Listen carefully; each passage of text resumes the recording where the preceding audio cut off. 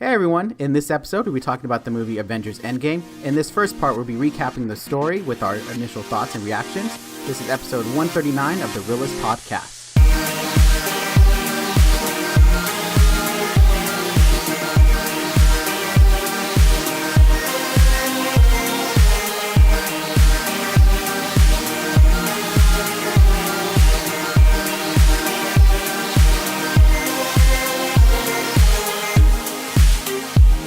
Hey everyone, my name is Oscar. I'm Donnie. And we have our producer Ruben here as well. Hello, he says. And welcome to the Reel-ists Podcast. This is going to be a very fun two-parter episode. So it's all about Avengers Endgame, the phenomenon. I guess it is a phenomenon, right? Yeah, it is, definitely. Global. Breaking records, box office. I think that's the only records, really.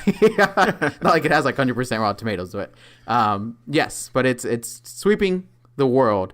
Everyone's talking about it, and it was fun to just know about like it was part of it was because no one wanted to get the spoilers ruined, so everyone would try to go see it, because everyone was just like, don't spoil it.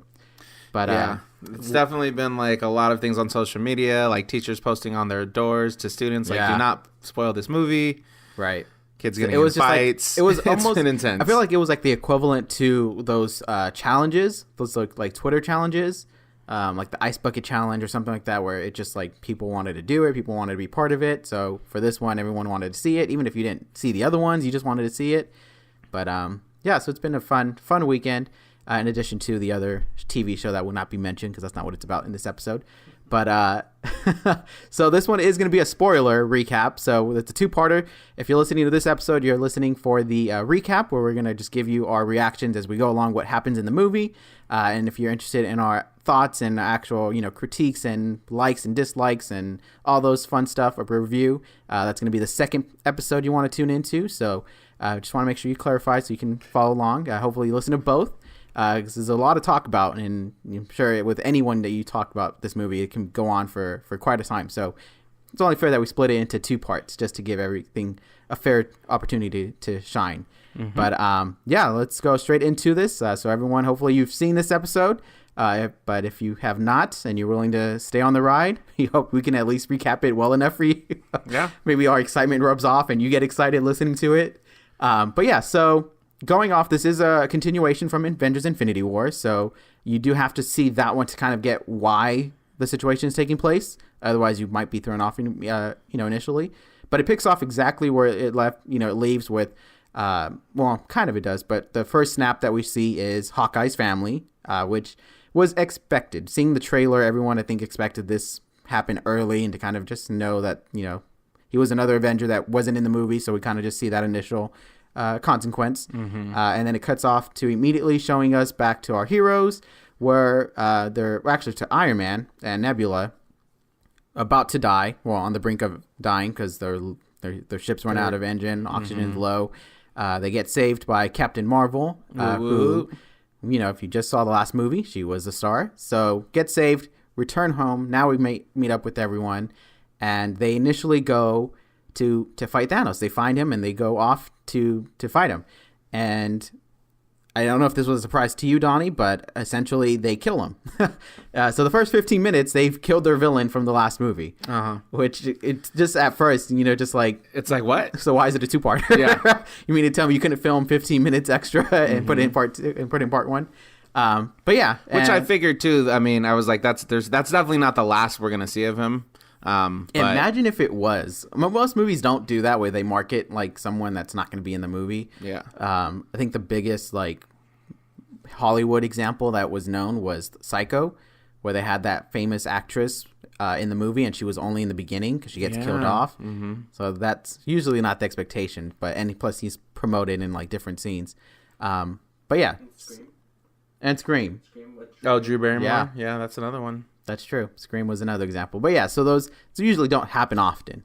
But Thanos is dead, and we get the 5 years later. And which that was like blowing a lot of people's mind. It was funny in the theater when they were like, because they slowly fade in the words 5, and then they're like, don't say years, and then it says years. And they're like, oh my god, people were freaking out. I don't think anyone else was like, don't say later. I know. I was like, well, what else would they say? It would be like 5 days later, 5 months later, like It has to be years. But anyways. But yeah, so and I think this is what took a lot of people for a shock, was just the whole what does this mean in terms of like we're not getting a straight follow up. And I guess this is why the directors and Kevin Feige, everyone was saying that it's not a direct like sequel to Infinity War. Yes, it is tied in, but if you're expecting more of the same, you're not going to get that in this movie. So I guess that was kind of like their stamp of like, obviously we're going away from everyone, having to deal with that snapping initially. Mm-hmm. But we get to see the life of how everyone's going, and essentially people are struggling to move on. And it's just become a difficult transition, and it's just tough to know that. I mean, it depends on your life. You may have been lucky and no one around you got taken away by the snap. Mm-hmm. But yeah, it covers it lightly. It doesn't go into depth. It doesn't make it seem like, it's easier for everyone to live around. It's not like they don't really kind of give a positive light to it. It's just more of a standard, we failed, we're dealing with this consequence. I think it would be the similar line of like a monster took over the city and just destroyed, and they killed the monster. It's not like they can go back and naturally rebuild everything. So it's kind of, the tone is definitely more it's not as like optimistic initially right off the bat. It's really kind of like just dealing with the aftermath of everything that happened. And we have kind of Captain America leading that kind of small group session, and just kind of talking about essentially just how we have to move on, with life, and how we have to continue to like keep living a life. And even though his words are optimistic, it's still in a pretty dire context, I feel like, and it was still very kind of gloom and gloom, because it's like, how do we move on from this? How do we recover from this? So it's like, and I like that. I like the feels they were giving. For a second, you probably think we are really going to deal with, like, it's not like a immediate, oh, we can undo this. It's kind of, for a second, it's just like, yeah, we have to deal with this. So we lost everyone. Mm-hmm. Of course, everyone's like, but it's a comic book. Of course, they're going to bring it back. Right. So that's what keeps that hope up. But otherwise, you would be like, oh man, they really are moving on. They're not bringing anyone back. Mm-hmm. But then we get a transition that our heroes are still doing their heroic stuff, and I really like that scene because Black Widow is, one, leading the Avengers essentially at this point, but two, the other characters kind of give you that vibe of a comic book. This is really where I felt like this was more of a comic book coming to life, because a lot of times in big events, all these characters are coming from different areas. It's not like everyone just was at the same spot. So you kind of get that feel of there's so many things going around. It's not just this one thing. So I thought that was the nice scene with the holograph. Definitely reminded me of Young Justice, by the way. That was just my personal. I was like, they did that. But so everyone essentially giving quick updates on missions. We find out that Hawkeye has gone rogue and is killing a lot of people, killing criminals. He's become a vigilante at this point, just killing a lot of bad guys. And then Scarlett Johansson, Black Widow, has a little moment of tears, because I think she was like, she's lost. It's kind of like you lost a friend because you don't know who they are anymore, or maybe she thought they could rescue him and they just haven't. I think she's even kind of in that moment specifically. I think she's kind of even like, what are we even doing? Like, like we have to keep trying to move on and keep trying to like be the good in this world, but it's like we lost so many people, and it's like, I'm sure and at some point along the way it's just like, what is all this for, kind of. Almost every character has that kind of like reactions to it, and like they're trying to move on, but they know they can't. It's kind of tough. Mm-hmm. And this is where finally we see that her hair is becoming red again, because that was in the trailers. Everyone was just like, what is going on? Why is like some she's blonde and others like she's full on red again? Mm-hmm. So that was nice to kind of confirm that was going on. It's a time gap. Mm-hmm. And then we get a unexpected, I guess would be the best word, return of Ant-Man. And it's funny because everyone's saying the MVP of this movie really is the rat that brought back, helped him get out of the quantum realm, that brought back Swat Lang. And I just want to say that was like one of my favorite post-credit scenes, was at the end of Ant-Man and the Wasp, when because it's not that I had forgotten about Infinity War at that point, but I guess I was just like so focused on the story, so I was like, okay, what's this post-credit scene gonna be? And just to see, like, him going back into the quantum realm, and then, like, to see everyone, like, turning to ash, it was like, oh, my God. The main people that would help in that situation. Yeah. So it was like, it it was definitely one of my favorite post-credit scenes, tying it back to this whole story. Yeah, it was a nice great to see him come out of it, and he's like, what the hell is going on? Like 5 years had gone by, and he's like frantically like trying to search for his daughter, because he's like, he doesn't know who's still around. Like he knows a bunch of people died, but yeah, that's true. And I think that one thing that was kind of like I don't know how to still feel about the scene was the little boy that didn't respond to him, just looked at him. Mm-hmm. I was like, why? Like, can you not say, like, you could say something. Like, I asked you a question. Right. And I was just kind of more of, is this kid thinking he's joking or something? I'm assuming this kid has been impacted harshly. Maybe, like, he has no family left or something. Probably lost a lot of his loved ones. And including his friends. But something that must have happened, or he's just like, this isn't a joke. You think this is a joke to see what's around? And then so we find out that luckily Scott Lang's family, mainly his daughter, is still alive. So we get that reunion with Cassie, and she's 5 years older. Yep. So this is that was insane too. Yeah, different actress, and even him, he took that initial like, you're Cassie, like, wow. Yeah, and that I got teary-eyed on that part too. That was a really just like, I mean, just to imagine that you think your father has been dead for 5 years. And then to just see him randomly one day, I mean, I can't imagine what that must be like. So it's like, that was a beautiful moment. Yeah, 5 years is definitely a good time period where you practically moved on. Even though you may miss some, you practically have moved on from everything that happened 5 years ago. Mm-hmm. So yeah, that was a good scene. And essentially he like says hi quickly, but then he's off to the Avengers headquarters, where we really get the motions in place, and he introduces this time travel theory, and really that sets the motion in place of what this movie really is going to be in the second act. I would say second act, really, because the first act, while short, was stopping Thanos once and for all. And so we go visit Tony Stark, and Tony has a daughter. So it's like all of these things are just like 5 years later, as everyone just has a kid. A lot has happened in 5 years. Yeah, and so he has a little daughter, Morgan Stark.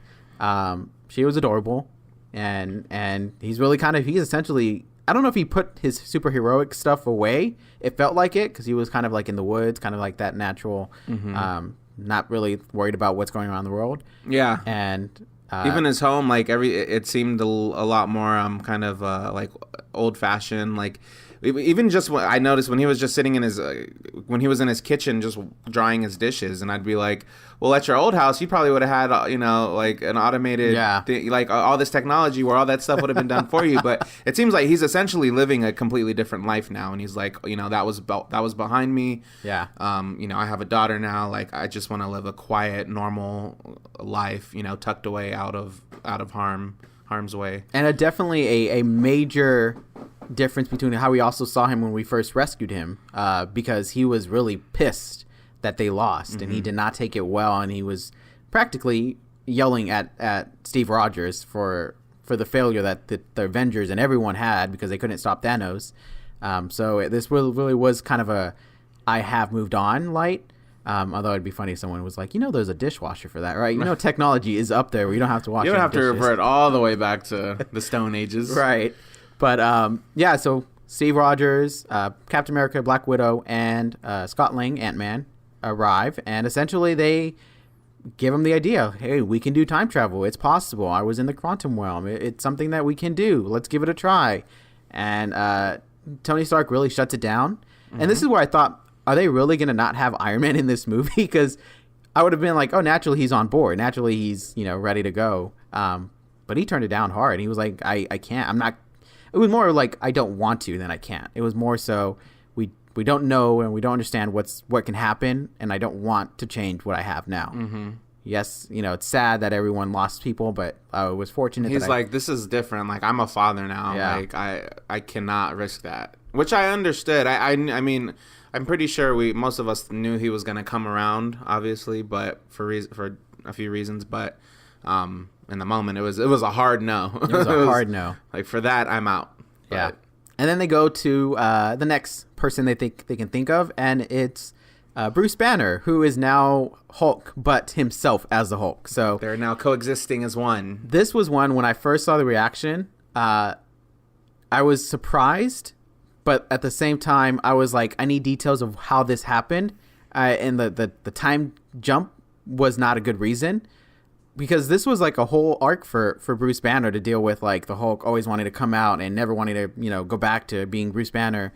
So I feel like we lost an opportunity there to really see that jump and how he was able to finally merge the two into one. And so it became more of like it was a nice surprise, and I thought we were going to get more detailed, but it just, there's so much that they have to do in this story that it just, I guess they couldn't. And that could have been like a whole like Hulk sequel. Yeah, him merging the two into one instead of Ant-Man and the Wasp. It could have been, yeah. So with that, he's on board. He's not sure of what to do really, but he's more than willing to try, more than Iron Man was at this point. So they do their attempt, and it takes a while for them to establish the time jump. It's not immediate. They kind of do a little bit of a here and there, and all that. They're testing it out. Black Widow went to go. Error. Yeah, Black Widow goes to try and attempt to recruit Hawkeye, who is going by Ronin. Although I don't think they ever said Ronin. Did you hear the name Ronin? I can't recall. That's his like new hero name or vigilante name, whatever. But I don't think they ever referenced him as Ronin. I don't remember hearing that. It was. I feel like it was always just like. It just was nothing. He was nothing. Yeah, it was just this figure that was murdering people. Yeah. And initially he's hesitant. But you know what? Even with that, like, because he did go on this kind of such dark path, and like into this kind of new life where he's just killing people left and right, I thought there was gonna be a lot more resistance from him when they were like trying to get him on board. Like Tony Stark, yeah. Yeah. But it kind of was just like, I feel like he kind of was like, all right, like pretty much like it wasn't like a Tony where it was like, no, I'm done with that superhero shit, like this, I lost everything. Like I thought he'd be more pissed and more bitter and angry about it, right, than what he actually was. Not saying that I wanted him to be. That's what I thought. I mean, it's kind of hard, and even in this universe, to be told you can go back in time and fix it, it's kind of hard to believe that. Yes, we've seen so many different things. We've seen aliens from outer space. We've seen someone that could turn green and strong. But time travel still sounds like it's fan fiction. Like it doesn't sound like it's something that you can actually do, even everything that they've established.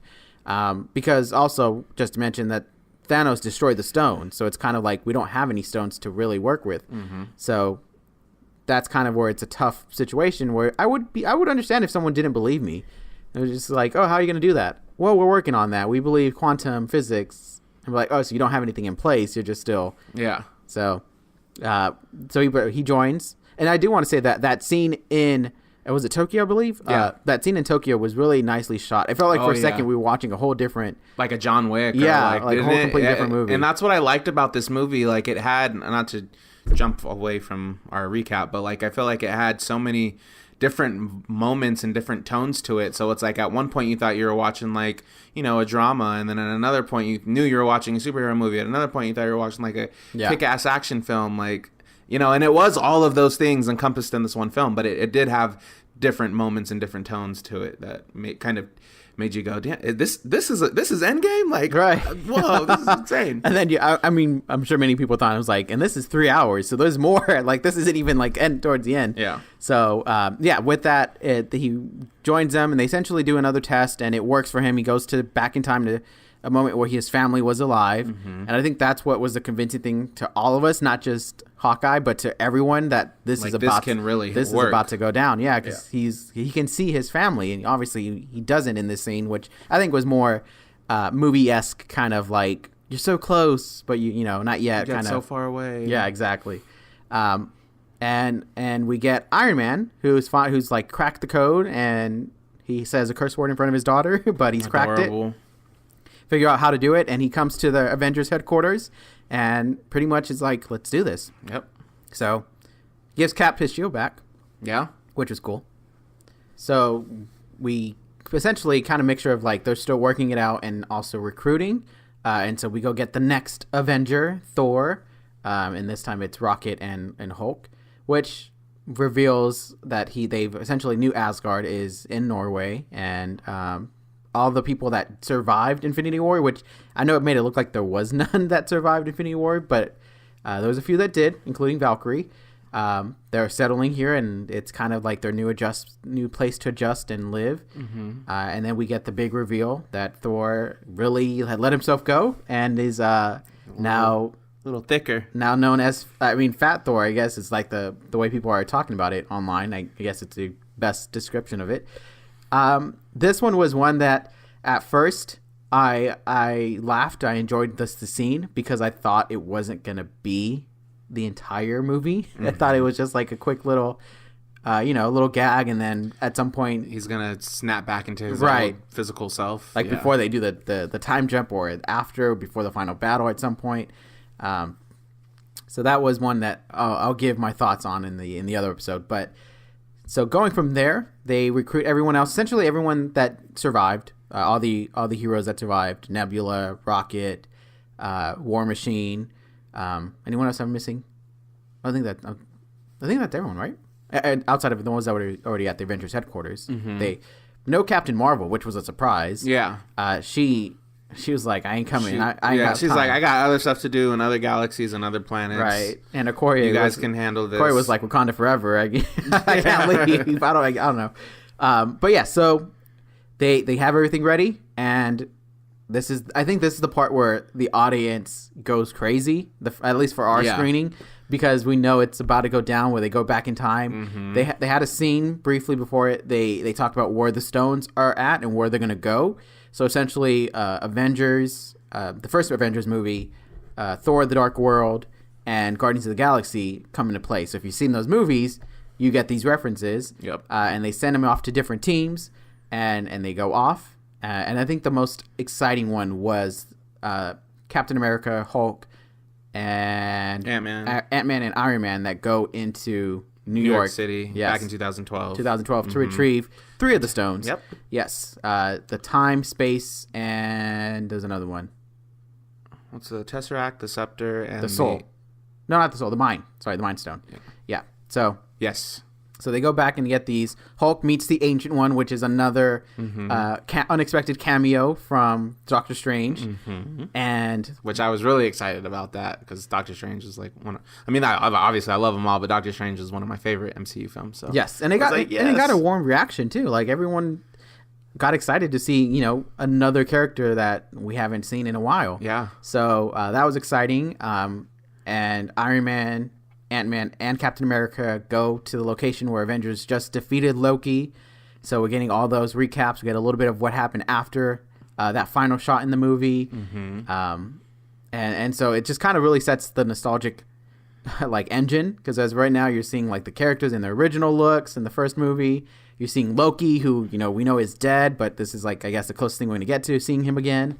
And then I think, to me, one of my favorite scenes happens in this sequence as well, is Captain America, our current 2023 now? Yeah, 2023, 2024. Yeah. Some future. I don't even know how to describe it, but essentially, current Captain America, for us, goes in the elevator, and it's with a lot of Hydra men who were in Winter Soldier, and it's getting to that homage to the Winter Soldier elevator scene.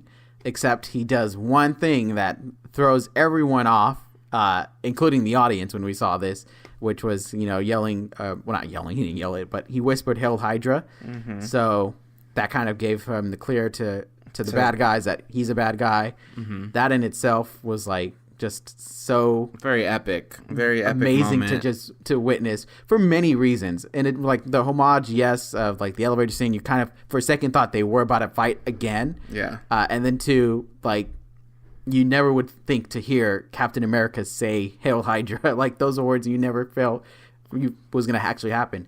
But he says it. He gets the scepter, and he's trying to meet back with Iron Man and Ant-Man. They get close, but they don't get the Tesseract. They do. They have. Well, Tony has it in his hands, but then the Hulk, the 2012 Hulk, comes storming out of one of the one of the doors and knocks Tony over, and then the Tesseract the Tesseract flies across the room. Loki sees it, grabs it, and it disappears. And so that was even like, what? Yes. So now we have 2012 Loki just gone. We have no idea where he went. Yeah. And I understood, and I didn't see it coming in a way, I understood the Hulk going down the stairs was like, I thought it was more just a joke. I didn't think they actually were gonna, like, it was gonna have a relevance. But we essentially, they failed because current Hulk, our Hulk, I don't even know how to distinguish them, gets the time stone from the Ancient One. She gives it up after he mentions Doctor Strange did it intentionally, gave it to Thanos intentionally, which is kind of surprising to me to know that I know she has the time stone, but that she knew who Doctor Strange was, and he hadn't become the Sorcerer Supreme at the moment. So it was kind of awesome to know that she knew his like fate, and also that he was going to be a good one. He wasn't going to be like a, like, oh, I thought he was going to be good, but he ended up, being evil, whatever those common things that they do. So that was nice. But then, so she gives Bruce Banner the time stone, and essentially, I think does he teleport? He doesn't go with them when they meet up again, and that's when Captain America. Well, with Captain America and the Scepter, he fights his old self. That was also a nice sequence as well. Yeah, that was really cool. Because it was just like two Caps fighting each other. They're equaling out. There's no like one stronger than the other or advantage. I love when he's like, I could do this all day, buddy. And he's like, I know. Like, yeah. I'm the same. We're the same person. You ain't got to tell me. But it also kind of was like one of those things where you realized like your past life or something about you, is where it gets on everyone's nerves and you don't sense it at first, but then like at the moment you do, you're just like, oh, I do say that often, or I do think like that. So that was a great homage. And then he also tricks that Captain America 2014 or 2012 by saying Bucky is alive, which when I heard it, it was kind of soft. So you had to like really listen, and it's kind of tough with the audience like cheering everything. I didn't hear it the first time we saw it. I thought he said something random like Rocky or something. I didn't. Coke is great. I thought he said a random name. So then the second time when we saw it, I was like, oh, it totally made sense. And I was like, that's why he would go what? And so knocks him out, walks away safely, meets up with Ant-Man and Iron Man, and essentially they have to come up with the second plan. And so I didn't think they were going to do it, but they come to the point where they're like, let's go back in time where there was more Pym particles, which is what they're using to shrink into the quantum realm, and let's also get the Tesseract. And that's the only way that was their only other option, because they couldn't go back empty-handed, because then their whole plan wouldn't work. So exactly. They had to go back to 1970. They needed the Tesseract. They needed the Pym particles. So in 1970, they go back to the base that Captain America, like the entire first movie of Captain America, take place when he was training and stuff. So he goes there, and they successfully retrieve it. But in this situation, Cap sees Peggy, who has like at this point Cap has moved on. At least it looks like it. Like he was able to really say like I can continue doing what I need to do. But sees her and kind of has that one moment like she's right there again, movie-esque type style where you're so close but yet so far. And Tony meets his dad. Yay! And I don't know those people that are saying like the dad knew Tony was that like up to something but trusted him or some kind of thing, because it just felt like it looks very odd to see someone downstairs in a suitcase with possibly other things that are in that area that, are secretly guarded or, not supposed to be to anyone to take, and casually just goes like, hey, what are you doing? Yeah. Like, want to walk out with me? You want to, leave the place? And kind of just like, okay. Did you forget your suitcase? Don't you need this, huh? Don't you? I was afraid that like when he like went to pick up hand him a suitcase, it was going to like weigh a ton, and then he was going to be like, I don't know. Like what do you have? Even more suspicious. Like, what's in here? And then, Yeah, I thought it was going to be a confrontation, it wasn't. It was more of a nice just conversation between the two of them. And they both talked about their kid, or the dad was going to become a father. He's going to have Tony soon. But Tony already had his daughter. So they kind of had a little parenting convo, which I was like, I can't relate, but I appreciate. But yes. So essentially they successfully retrieve it. So on to the other teams. We have Rocket and Thor, who went to Asgard. Yes. And Thor the Dark World, we meet the mom, which is another touching thing. Yeah. To see Thor. Despite Thor's appearance and current state of mind, it really affected him to see his mom again, who has been gone for a while now. And she knew that wasn't her current Thor. Yeah. She knew that he was from the future. So that was cool. And he would try to tell her too, and I think that was the heartbreaking part. He was trying to be like, hey, you might die today. Like, don't die. Yeah. And she was like, no, don't tell me don't anything. Tell me, right? that's the thing about. And I think she knew, I think she knew what he was trying to allude to. But it's possible she knew her own fate. Sure, it's possible. Yeah, very possible. But they retrieve it. They succeed, and so with that, then they go to the next team, Nebula and War Machine, which I thought was a very odd pair.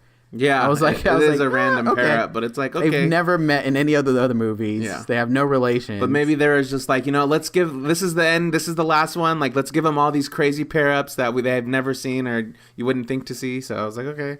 Right.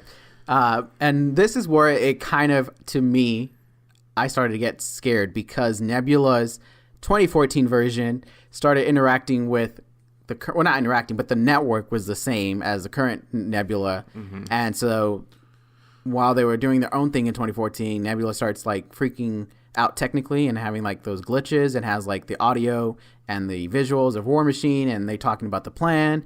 So it gets Thanos' attention. Then 2014, Thanos and Gamora and Nebula all are like, know that they're here to get the stone. So then it like puts pressure on.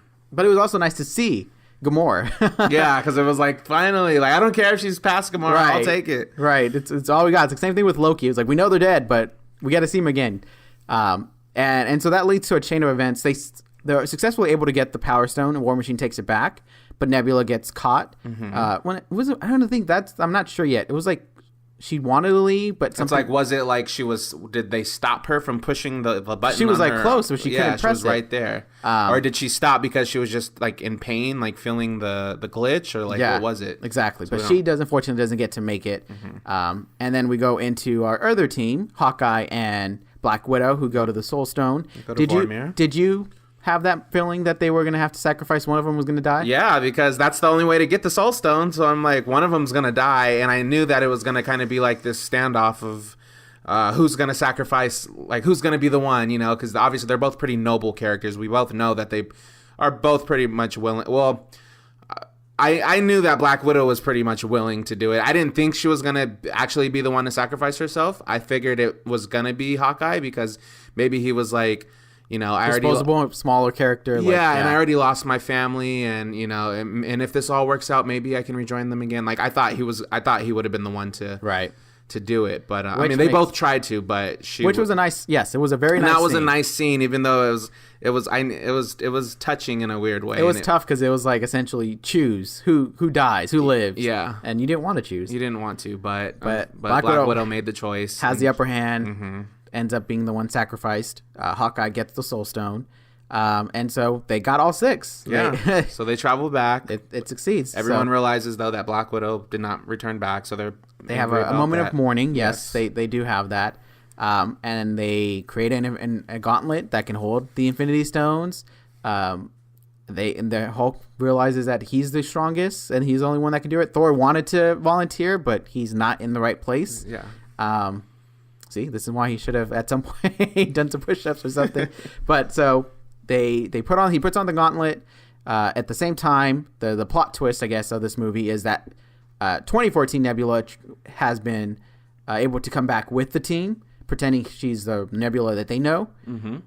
And so while they're working on that, she goes back to the time portal and opens it up for Thanos and the entire fleet to come through. I don't how they're able to do this with no Pym particles. We were not sure. Or just one. There was only one, unless they were just able to duplicate it and replicate it. That's the only way it could have worked, but we just didn't see that. So yes, yeah. So with that being said, it's like coming back and Hulk snaps his fingers, and you get the sense that it worked because animals were back. Making noise, being lively. Hawkeye's wife calls back. So that was like pretty much confirmation that it did work. Yes.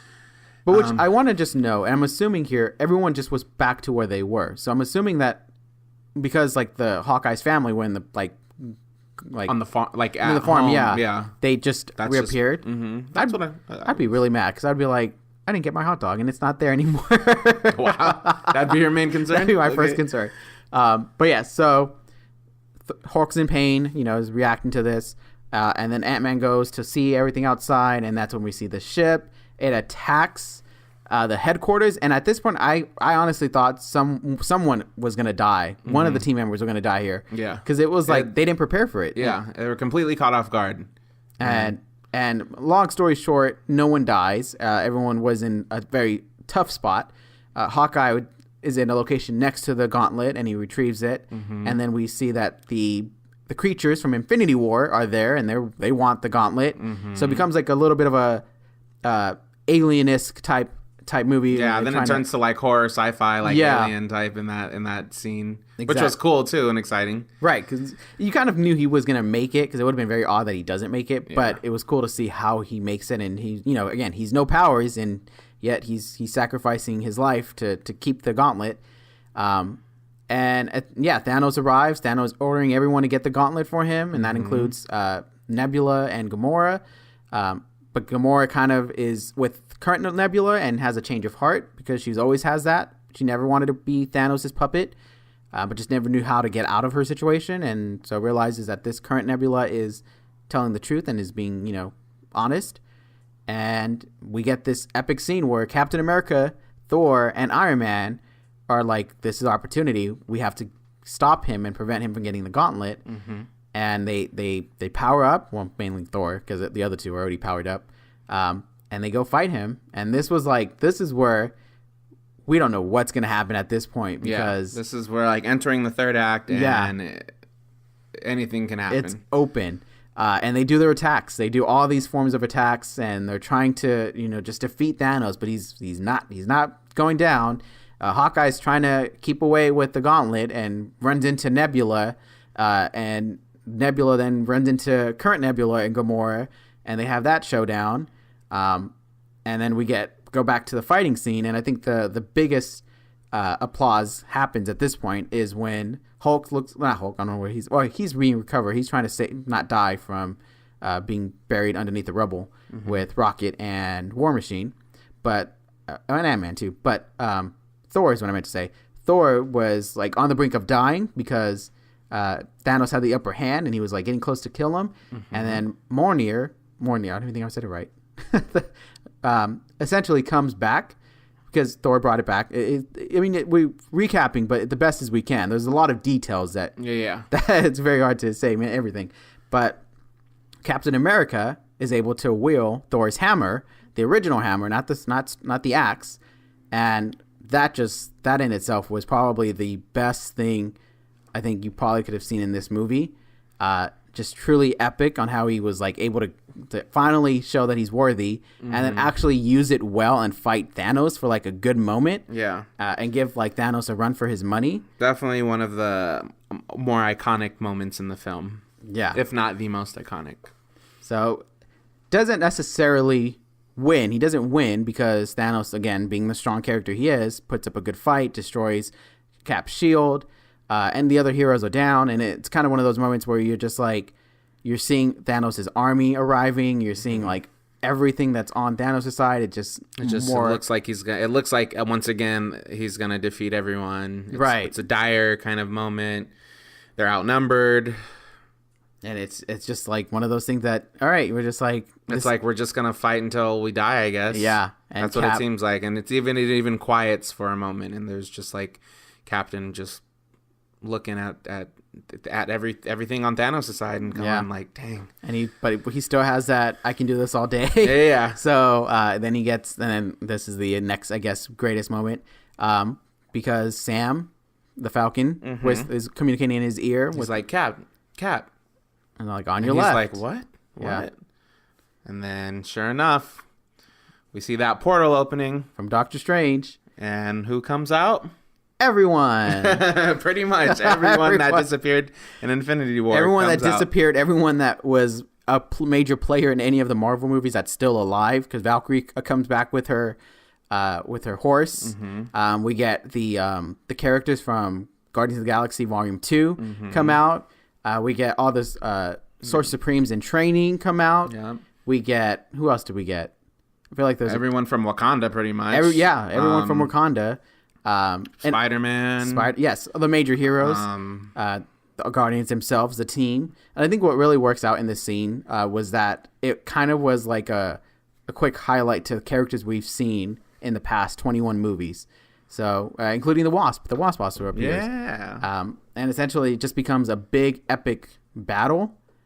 And a lot of things happen. We won't recap every single detail where it happens. Yeah. Thanos tries to get the gauntlet. Everyone's trying to keep it away. They're trying to still fight.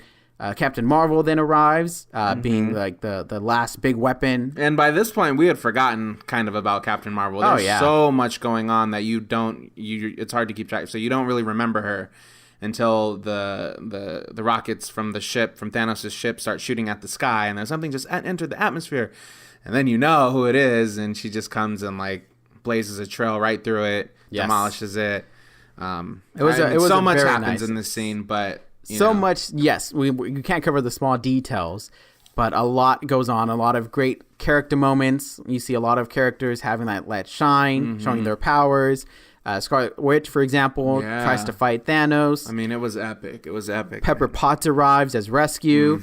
She fights alongside Iron Man. And they're just kind of they're kind of just bouncing back the gauntlet, kind of throwing it, passing it to each other, kind of playing a game of keep away from Thanos. So that's like just so cool in and of itself.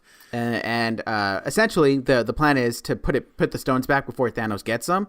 So Ant-Man is trying to set that up with the Wasp, and Captain Marvel is trying to take it to them. And that was a nice also moment. We'll definitely mention it, that Captain Marvel gets the gauntlet from Spider-Man, and Spider-Man's like, how are you going to get there? And then like all the female heroes that we've known gather around, and they're just like she's got help. Yeah. And then it's like an ultimate girl scene, girl moment, girl power scene. Yeah. So it was pretty cool to witness. And Thanos destroys the vehicle that has the quantum portal for them to use. In which case, he's getting like very close to getting it. Captain Marvel puts up a good fight, and he gets the gauntlet. And I know for sure. I was like, yeah, he's not going to do the snap. He can't do the snap. We can't end this with him doing the snap again. That would have been like such a defeat, right?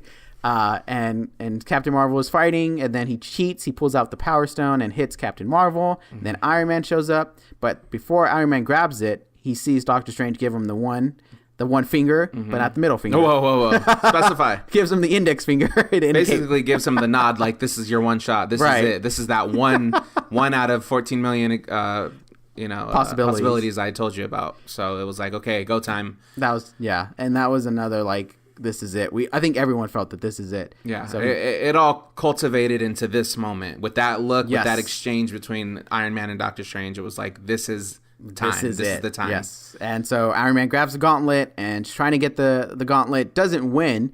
Thanos still has the gauntlet, and Thanos gives his little villain speech before he does the snap. At this point, I thought that Iron Man just snuck away one stone. Oh yeah, I thought so too. Like, oh, you can't do the snap without all. Yeah, I thought he just took one. Yes. He snaps his fingers, nothing happens. He looks at the gauntlet, realizes all the stones are missing. Yes. Cut to Iron Man with his gauntlet on, with all the stones in his hand, and says, I am Iron Man. Iron Man. Snap. Crackle pop.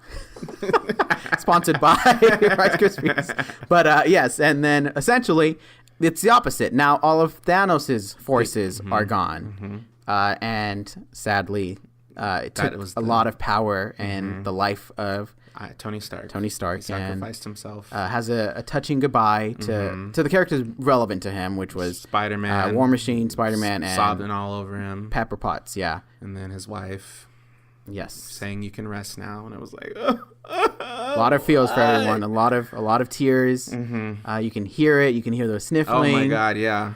So many sniffles in the audience. Right. So with that being said, they won. The battle is over. Thanos' armies is defeated. Thanos is also turned into dust. Bada boom, bada bang. They have a funeral for Tony Stark, and you see all the characters. All the characters at the funeral, which was nice too. Yes. That was a very nice shot. Yes, a lot of just like, again, quick cameos from characters that maybe not were in the movie, but were relevant to Tony. Like the kid from Iron Man 3 was there.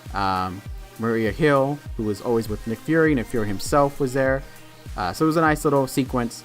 And then they kind of set the plots of what's going to happen afterwards. We see a little bit of Wakanda at night with T'Challa back in place as a king. With his mom. Peter is back in school with his friends. Questions on that. Thor's, I guess, joining the Guardians now. Yeah. He kind of relinquished the rule of Asgard over to Valkyrie. So Yes. she's kind of running things now. He's joining Guardians. And then, well, there's also the Guardians. I don't know. We will have to find out. But if finding Gamora, because Gamora is nowhere to be found. Right. So we don't know if she was dusted or if she went solo and like left. So we'll see about that. And then we get the next big emotional scene with Cap making the promise to return all the stones back to where they were, to restore the timeline, make sure nothing was altered. And he says his quick goodbyes. He leaves, and they're trying to bring him back, and he's not coming back.